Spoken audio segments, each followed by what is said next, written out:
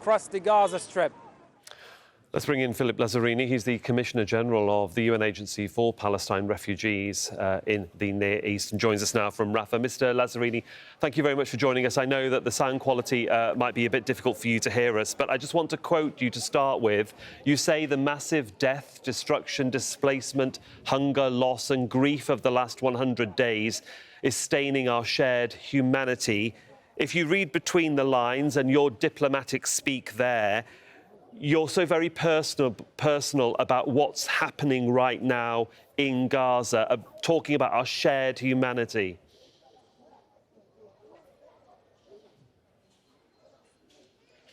I do believe that indeed this situation is staining our shared humanity.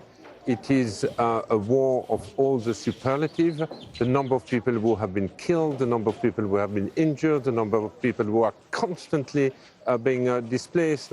Hunger is looming in Gaza. We have an outbreak of diseases.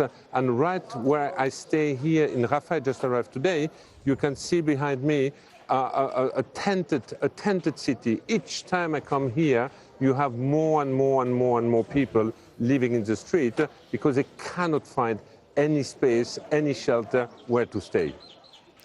The plight, the crisis, the devastation, the unsanitary, the overcrowded, the indiscriminate, the desperate. The world is running out of words to describe the reality of what Gazans face and what you see on a daily basis.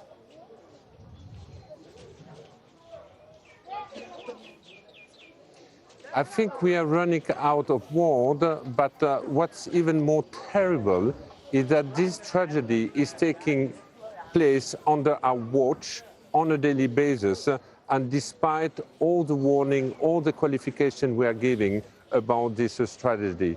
Each time I come, I'm moved, for example, by the plight of the children, the number of children who have been killed, maimed, but also orphaned. Whenever you go to a school, the schools right now are completely overcrowded by people seeking shelter. The school should be a place of education, and the kids you find in the schools are just looking at your eyes and begging for a sip of water or for a loaf of bread. And of course, they're looking for help from you as an organisation. Yet you at the UN have lost over 140 colleagues in the last 3 months. That must have seemed like an eternity.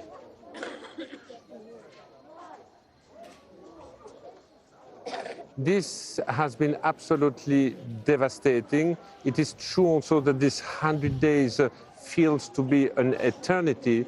But what I am also reassured is, despite all the adversity we are confronted with, I find our staff very, very motivated, heroic, and committed to provide assistance. Today, as a UN agency, we are calling for an increase of trucks crossing into Gaza. We need meaningful assistance because as UN organization, aid will not be enough to reverse the negative trend of the looming starvation in the Gaza Strip. We need commercial to come in. Mr. Lazzarini, we know that you as an official, it took nearly an hour to get from the Rafah border to where you are right now. That's a very short distance. It makes you wonder how difficult it is to get aid into the region. Can you give us an update on that situation? Is it getting any easier? Is it getting more difficult? Or is it actually getting slower?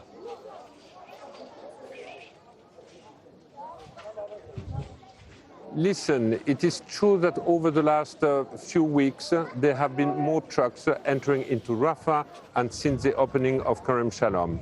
Having said that, the system of inspection, the system of crossing for the trucks, of downloading and offloading is extraordinarily cumbersome and can also be improved. Secondly, there are far too many items which are prohibited to come into the Gaza Strip. Any so-called dual-use item are prohibited for the time being. Thirdly, we have also tremendous difficulty to move within the Gaza Strip from the south to the middle region or to the north.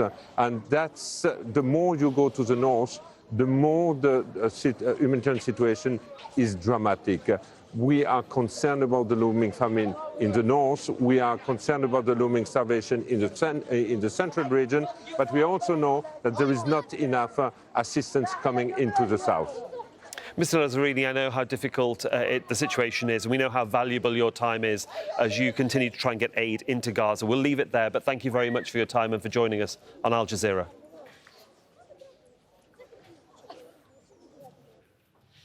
Demonstrators in Tel Aviv.